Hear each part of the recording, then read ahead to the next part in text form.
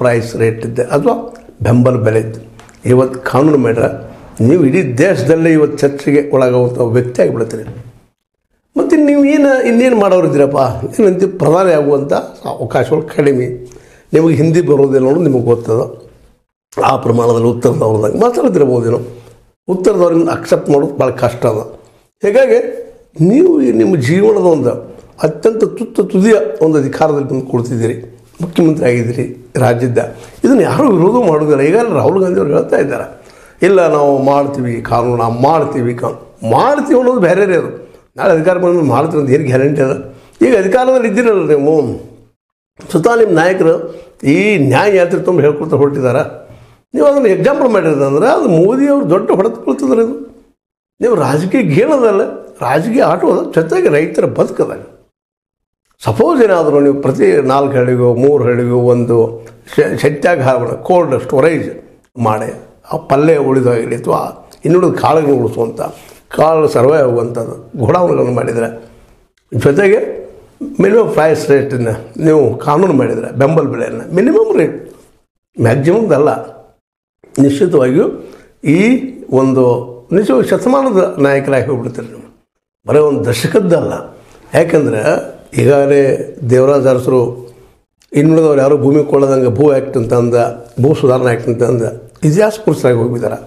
ಅದಂದ್ರೆ ಏನೋ ನೀವು ಚೇಂಜ್ ಮಾಡಿದ್ರೆ ನಂತರ ಬಂತವ್ರು ನೀವು ಇರ್ಬೋದು, ನಮ್ಮ ಯಡಿಯೂರಪ್ಪನವ್ರು ಇರ್ಬೋದು, ಅಥವಾ BJP ಗೌರ್ಮೆಂಟ್ಗಳು ಇರ್ಬೋದು, ಏನೋ ಬದಲಾವಣೆ ಮಾಡಿದ್ರು ಅದರಲ್ಲಿ.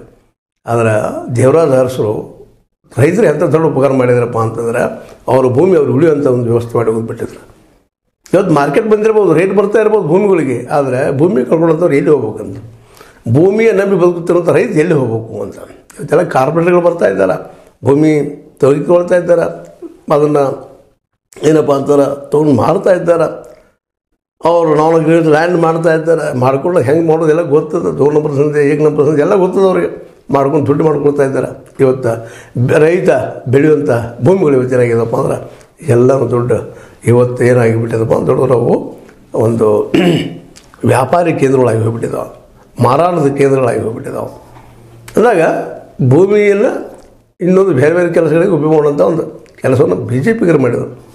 ಅದು ಮತ್ತೆ ಮೊನ್ನೆ ನೀವು ಸ್ವಲ್ಪ ಚೇಂಜ್ ಮಾಡಿದ್ರಿ, ಅದು ಸಂತೋಷಪಡುವಂಥ ವಿಷಯ. ಅದೆಲ್ಲಕ್ಕಿಂತ ಮುಖ್ಯ ಅಂದ್ರೆ ಇದು. ಯಾಕಂದ್ರೆ ಹಲವು ವರ್ಷಗಳಿಂದ ಬಿಡ್ತಾ ಇದ್ದಾರೆ ಡಿಮಾಂಡನ್ನು. ಇಲ್ಲಪ್ಪ ಅದು ನೀವು ಅಂಥ ವಾತಾವರಣದಲ್ಲಿ ಬಿಡೋದವ್ರು. ಅದು ಪ್ರೊಫೆಸರ್ ನಂಜುಂಡಸ್ವಾಮಿಯವರು ಹೋರಾಟದ ಮೇಲೆ ಬಂದಂಥವ್ರು. ಅವರು ಒಂದು ಕೆಲಸ ಅದು ಯಾಕೆ ಮಾಡಬಾರ್ದು ನೀವು? ಅವ್ರು ಸಾಕಷ್ಟು ಜೀವನ ಪರ್ಯಂತ ಹೋರಾಟ ಮಾಡಿದರು. ಅವರು ಬಾಬಾಗೌಡ ಪಾಟೀಲರು, ರುದ್ರೇಶ್ ಅವರು, ಅವರೆಲ್ಲ ನಿಮ್ಗೆ ಗೊತ್ತದ. ಅವರ ಸಂಪರ್ಕದಲ್ಲಿ ಬೆಳೆದಂಥವ್ರು ನೀವೆಲ್ಲ. ಇವತ್ತು ನಿಮಗೊಂದು ಅವಕಾಶ ಬಂದದ, ಒಂದು ಕೈಯಲ್ಲಿ ನಿಮ್ಮ ಕಾಲಲ್ಲಿ ನಿಂತದ ಅವಕಾಶ. ಫುಟ್ಬಾಲ್ ನಿಮ್ಮ ಕಾಲು ಮುಂದೆ ಒದಿದಷ್ಟು ಕೆಲಸ ಅದ. ಯಾಕೆ ನೀವು ಈ ಬೆಂಬಲ ಬೆಲೆ ಘೋಷಿಸಬಾರ್ದು? ಪ್ರತಿ ಹಳ್ಳಿಗರು ಸಾಧಿಸಿದ ಮಟ್ಟಿಗೆ ಸ್ಟೋರೇಜ್ಗಳನ್ನ ಯಾಕೆ ಮಾಡಬಾರ್ದು?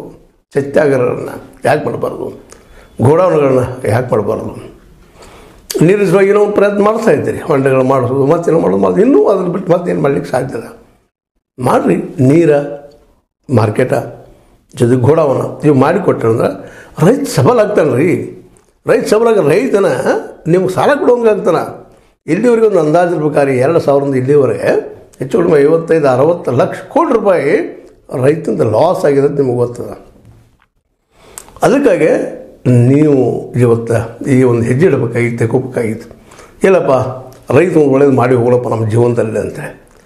ಯಾಕಂದರೆ ಈಗಾಗಲೇ ರಾಹುಲ್ ಗಾಂಧಿ ಅವ್ರದ್ದು ಬದ್ದಾಗ್ಯಾರ, ಯಾರು ವಿರೋಧ ಮಾಡೋದ್ರಿ. ಈಗ ನೋಡಿರಿ, ರಾಹುಲ್ ಗಾಂಧಿ ಅವರು ಎಲ್ಲ ಕಡೆ ಹೇಳ್ತಾ ಹೋಗ್ತಾ ಇದ್ದಾರೆ, ಇಲ್ಲ ಜನಗಣತಿ ಮಾಡಿಸ್ತಾನೆ ಅಂತ ಅಂದರು. ಜನರು ನಿಮಗೆ ಓಟ್ ಕೊಟ್ಟರು, ಆರಿಸ್ತಂದರು. ಇವತ್ತು ನೀವು ಕರ್ನಾಟಕದಲ್ಲಿ ಅಧಿಕಾರ ಹಿಡಿದಿದ್ರಿ, ನೀವು ಅದನ್ನು ಮಾಡಿ ತೋರಿಸಿದ್ರಿ. ಕಾಂತರಾಜ್ ವರದಿಯನ್ನು ನೀವು ಹೊರಗೆ ಬಿಟ್ಟರೆ ಪರ ವಿರೋಧ ಇರೋದಲ್ಲ ರೀ. ಇಂದಿನ ಎಲ್ಲರೂ ಒಪ್ಕೊಳ್ತಾರೆ. ಈಗ ನೋಡಿ, ದೇವರಾಜ ಅರಸರು ಹಾವನೂರು ಆಯುಕ್ತದಾಗ ಇಡೀ ಲಿಂಗಾಯತ ಸಮುದಾಯ ಎಷ್ಟು ವಿರೋಧ ಮಾಡಿತ್ತು, ಒಕ್ಕಲಿಗರು ಎಷ್ಟು ವಿರೋಧ ಮಾಡಿತ್ತು. ಕಾಲಾಂತರದಲ್ಲಿ ಒಪ್ಕೋಬೇಕಾಗ್ತದೆ. ಸತ್ಯಗಳವು ಸಾರ್ವಕಾಲಿಕ ಸತ್ಯಗಳು ರೀ. ಇದು ಈಗಾಗಲೇ ಸಾಕಷ್ಟು ಹೇಳಿದ್ದಾನೆ. ವಿವೇಕಾನಂದರು ಅವ್ರು ಹೇಳ್ತಾ ಇದ್ರು, ಒಂದು ಕಾಲಕ್ಕೆ ಇಲ್ಲಿ ಬ್ರಾಹ್ಮಣರು ಈ ದೇಶವನ್ನು ಆಳಿದರು, ಅದರ ನಂತರ ಕ್ಷತ್ರಿಯರು ಆಳಿದರು, ಈಗ ಇವರು ವೈಶ್ಯರು ಆಳ್ತಾ ಇದ್ದಾರೆ ಅಂತ ತಮ್ಮ ಕಾಲದ ಬ್ರಿಟಿಷರು ನೆನಪಿಸ್ಕೊಂಡಿದ್ರು. ಮುಂದೊಂದು ದಿನ ಶೂದ್ರರು ಆಳ್ತಾರಂತ. ಇವತ್ತು ನೀವು ಶೂದ್ರ ಆಗ್ತಾ ಇದ್ದೀರಿ. ನಾವು ನೀವೆಲ್ಲರೂ ದುಡಿಯುವರ್ಗ ಇವತ್ತು ಆಳುವಂಥ ಪ್ರಸಂಗ ಇವತ್ತು ನಿರ್ಮಾಣ ಆಗಲಿಕ್ಕೆ ಬಿಹಾರದಲ್ಲೇ ನೀವು ಇನ್ನುಳಿದವರು ನಿಧಾನಕ್ಕೆ ಜಾತಿಗಣತಿ ಮಾಡ್ತಾ ಹೊಂಟ್ರಿ. 1931 ಜಾತಿಗಣತಿ ಅಂದಿಂದ ಜಾತಿಗಣತಿ ಮಾಡಿಸೇ ಕೊಡಲಿಲ್ಲ. ಯಾಕಂದ್ರೆ ಈ ಮೇಲ್ವರ್ಣೀಯ ಜನಕ್ಕೆ ನಮ್ಮ ಅಧಿಕಾರ ಹೋಗ್ತದೆ ಅಂತ ತಪ್ಪದು. ಅದು ನಾವೆಲ್ಲರೂ ಬಿಡಬೇಕಾಗಿದೆ. ಅಂತ ಒಂದು ಸಣ್ಣ ವಿಚಾರ ಮಾಡಿ